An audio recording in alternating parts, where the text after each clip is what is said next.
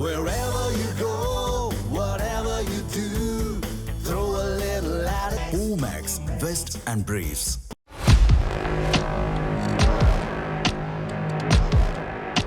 மதுரை தூத்துக்குடி 4 வழிச்சாலையில் தினமும் ஆயிரக்கணக்கான வாகனங்கள் பயணிக்கின்றன.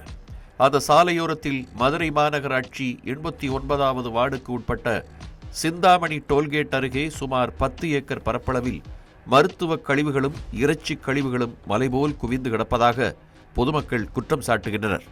பயன்படுத்தப்பட்ட ஊசிகள், இரத்த மாதிரி சேகரிக்கப்பட்ட பாட்டில்கள், மருந்து பாட்டில்கள், மருத்துவ பொருட்கள் என மருந்து கழிவுகள் மட்டுமன்றி இறைச்சி கழிவுகளும் ஒரே இடத்தில் கொட்டப்பட்டிருப்பது அப்பகுதி மக்களை அதிர்ச்சியில் ஆழ்த்தியிருக்கிறது. சாலையோரம் முழுவதும் சிதறிக் கிடக்கும் இந்த கழிவுகளால் துர்நாற்றம் வீசுவதோடு அந்த வழியாக செல்லும் பொதுமக்களும் முகம் சுளிக்கும் நிலை ஏற்பட்டிருக்கிறது. பிரதான ஒரு சாலை, விமான போக்குவரத்து இங்க இருக்கு. அனைத்து அரசு அதிகாரிகளும் சரி, அரசியல்வாதிகளும் சரி, இந்த சைடு தான் ஒரு நாளைக்கு 100 தடவை போறாங்க வராங்க. நானே என்னுடைய சொந்த வேலை காரணமாக திருமங்கலத்துக்கு டெய்லி இங்கிட்டு போயிட்டு தான் வந்துகிட்டு இருக்கேன்.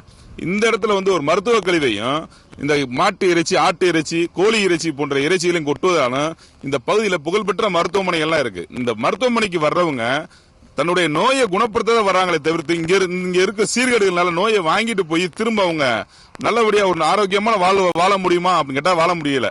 என்ன காரணம்னா, என்னுடைய வீடு இங்க இருந்து கரெக்டா ஒரு 1/2 கிலோமீட்டர் என்னுடைய வீடு இருக்கு. சிந்தாமணி பகுதியில என்னுடைய வீடு இருக்கு. இந்த வாடகை நேற்று சாயங்காலமா நாங்க எங்களால வீட்டுல குடி இருக்க முடியல. இது சம்பந்தமான சுகாதாரத்துறை அலுவலருக்கும் சொல்லியும் நடவடிக்கை எடுக்க மாட்டேன்றாங்க. மருத்துவ கழிவுகளை பாருங்க, இங்க பாருங்க எவ்வளவு மருத்துவ கழிவு கொட்டி வச்சிருக்காங்க, எவ்வளவு கோழி இறைகள் இந்த மாதிரிலாம் இருக்கு அப்படின்னு பாத்தீங்கன்னா, இதனால ஆஸ்துமால இருந்து பலதரப்பட்ட நோய்கள் தான் நமக்கு வர வேண்டியது இருக்கு. கழிவுகளை கொட்டுவது மட்டுமல்லாமல் இரவு நேரங்களில் அவற்றுக்கு மர்ம நபர்கள் தீ வைத்து எரிப்பதாகவும் அப்பகுதி மக்கள் குற்றம் சாட்டுகின்றனர். இதனால் எழும் கரும்புகை 4 வழிச்சாலையை முழுவதுமாக மூடுவதால் வாகன ஓட்டிகள் கடும் சிரமத்தை சந்திப்பதாகவும், பார்வைத்திறன் குறைவதால் விபத்து அபாயமும் அதிகரித்துள்ளதாகவும் தெரிவிக்கின்றனர். அதே நேரத்தில் எரிந்த மருத்துவ கழிவுகளின் சாம்பல் காற்றில் கலந்து குடியிருப்புகள், விளைநிலங்கள், நீர்நிலைகள் வரை பரவுவதாகவும் புகார் எழுந்திருக்கிறது. இந்த மருத்துவ கழிவுனால இது 10 ஏக்கர் கொட்டி வச்சிருக்காங்க. அதுக்கு பின்னாடி கம்மா இருக்கு. இதுக்கு மருத்துவ கழிவுனால இந்த நீல பாருங்களேன், பின்னாடி இந்த புகை அந்த இது பூராமே அப்படியே ஆட்டோமேட்டிக்கா அந்த தண்ணியில போய் கலந்துருது. இது ஆடு மாடு குடிச்சு அந்த ஆடு மாடு நோயினால் பாதிக்கப்பட்டு இறந்து போறதுன்னு சொல்றாங்க. அப்பங்கிறப்ப துறை ரீதியாக உடனே நடவடிக்கை வேணும். மதுரை மாநகராட்சி கமிஷனர்கள் மொத்தம் 100 வார்டில் அது 89வது வார்டு. இந்த 89வது வார்டு உடனே ஆய்வு பண்ணி தக்க நடவடிக்கை எடுக்கணும்னு சொல்லி சுகாதார அமைச்சரை கேட்டுக்கொள்கிறேன். மருத்துவ கழிவுகள் கொட்டப்படுவதால் துர்நாற்றம், மூச்சு திணறல், தொற்று நோய் அபாயம் ஏற்படுவது மட்டுமன்றி விவசாய நிலங்களின் வளமும் பாதிக்கப்படுவதாக அப்பகுதி விவசாயிகள் வேதனை தெரிவிக்கின்றனர். விவசாய நிலம் உள்ள பகுதி, அதிகமான விவசாயம், மல்லிகைப்பூ, கடலை, இந்த மாதிரி விவசாயம் பண்ணுற பகுதி இது. இந்த பகுதி இங்கேருந்து போகிற கழிவுகள், இந்த கழிவுகளால் ஏற்படுற தூசி, இந்த இதில் தண்ணியில் கலக்கிறதுனால விவசாயம் பாதிக்குது, சுற்றுப்புற சூழல் சூரியடாகுது. இது நம் அரசு நிர்வாகம் மக்களுக்கு நல்ல ஒரு சுற்றுப்புற சூழலை ஏற்படுத்தி கொடுக்க வேண்டிய அரசு நிர்வாகம் முற்றிலும் இதை தோத்துருது.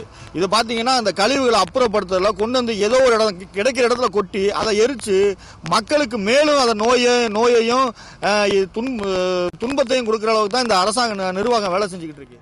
மதுரை மாநகராட்சி மற்றும் சுகாதாரத்துறையினர் இதுபோன்ற சட்டவிரோத கழிவு கொட்டுதலை தொடர்ந்து கண்காணிக்க வேண்டிய நிலையில் போதிய நடவடிக்கை இல்லாததால் இந்த பகுதி குப்பை மேடாக மாறியுள்ளதாக பொதுமக்கள் குற்றம் சாட்டுகின்றனர்.